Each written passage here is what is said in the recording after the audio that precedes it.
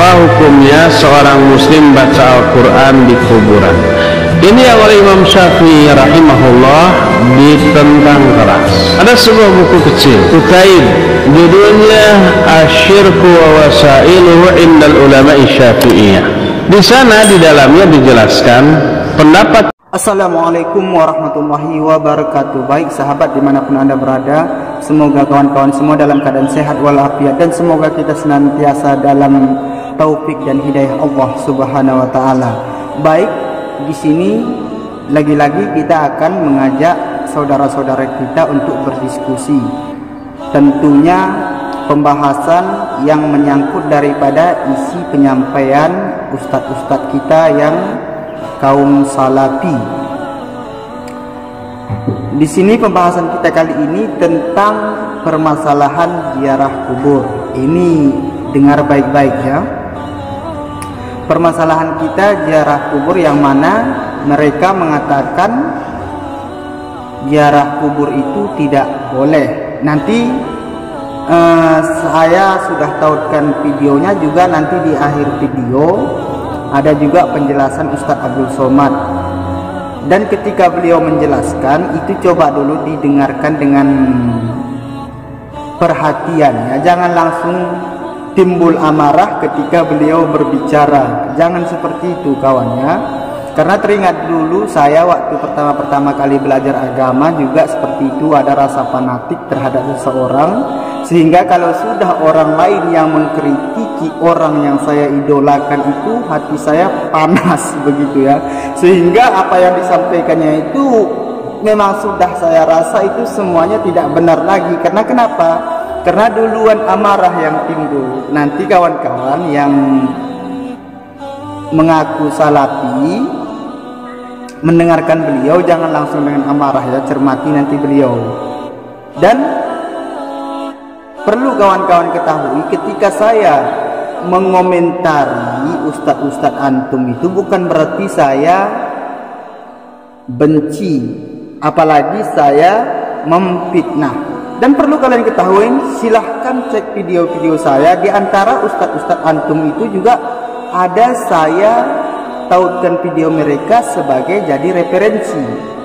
Contohnya Ustadz Piranda ya. Walaupun saya ada mengkritis ataupun mengomentari video beliau, itu kan pendapat yang memang pendapat yang saya komentari karena memang di situ ada sesuatu yang janggal. Tapi ada pendapat beliau yang saya jadikan justru malah jadi referensi dalam video tersebut. Ada itu, yaitu tentang membahas bahaya film XXX ataupun film dewasa ya. Di antara ustadz-ustadznya saya cantumkan beliau, yaitu tentang Ustadz Piranda. Begitu juga Ustadz Khalid Basmalah kawan-kawannya.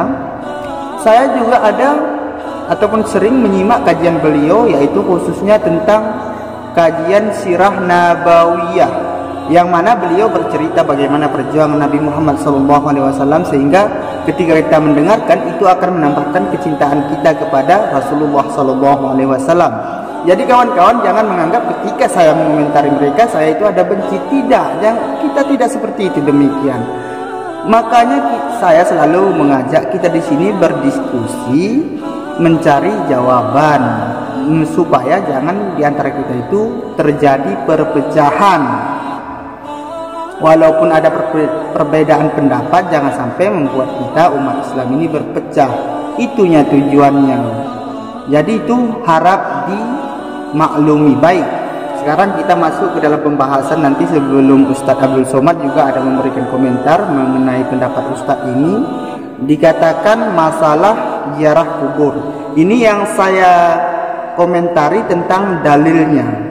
Dalilnya memang betul, dalil yaitu hadis Nabi tentang bahwasanya jangan menjadikan rumah seperti kuburan. Nah, berbicara tentang dalil, dalam perkara dalil itu ada dalil, ada madlul, ada istidlal, dan ada juga dilalah namanya. Madlul artinya yang ditunjuki oleh dalil tersebut ataupun dilalah. Coba kita perhatikan, jangan jadikan rumah seperti kuburan. Ingat, jangan jadikan rumah kalian seperti kuburan. Dari hadis ini ada nggak dilalahnya menunjuki bahwasanya ini larangan membaca Al-Quran di kuburan? Coba perhatikan, nanti dengarkan hadisnya bagaimana tentang larangan rumah tidak boleh dijadikan seperti kuburan. Tapi tiba-tiba ustadznya ini mengambil kesimpulan bahwasanya ini dalil larangan membaca Al-Quran di kuburan. Sementara perhatikan baik-baik nanti, jangan jadikan rumah kalian seperti kuburan. Saya ingin mengajak kawan-kawan berpikir, betul nggak dilalah hadis ini menunjukkan bahwasanya dalil ini adalah melarang membaca Al-Quran di kuburan. Ingat ya, saya tidak berbicara hukum bagaimana membaca Al-Quran di kuburan, itu lain bab, lain pembahasannya. Yang saya ingin ajak kawan-kawan untuk berpikir, coba kawan-kawan cari tahu ataupun berpikir, pahami, analisa dari dalilnya. Jangan kalian jadikan rumah seperti kuburan, tiba-tiba mengambil kesimpulan ini adalah dalil yang melarang membaca Al-Quran di kuburan. Nah, inti pertemuan kita kali ini cuman saya ingin mengomentari antara dalilnya, bahwasanya menurut yang saya analisa, dan kawan-kawan juga silahkan analisa, dan kolom komentar selalu terbuka ya, itu dalilnya betul, dalil hadis Nabi. Cuman yang saya permasalahkan adalah madlul ataupun dilalah daripada hadis tersebut, dilalah daripada dalil tersebut. Jadi bagaimana tanggapan kawan-kawan? Nanti kawan-kawan silahkan komentar itu sesuai dengan permasalahan kita. Kalau kawan-kawan ingin meluruskan silahkan. Selama saya sempat membaca itu saya akan baca.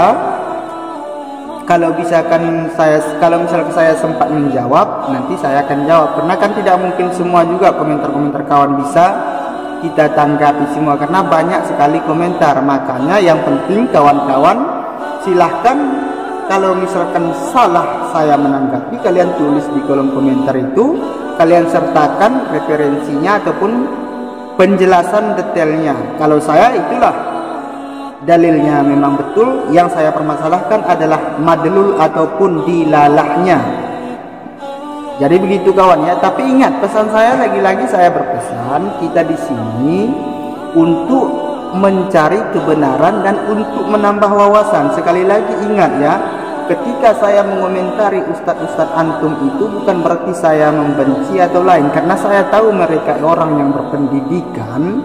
Yang namanya orang berpendidikan, antum-antum yang ada kuliah tentunya pernah yang namanya diberikan tugas oleh dosennya untuk menulis karya ilmiah, dan karya ilmiah itu selalu akan memberikan peluang kritik dan saran.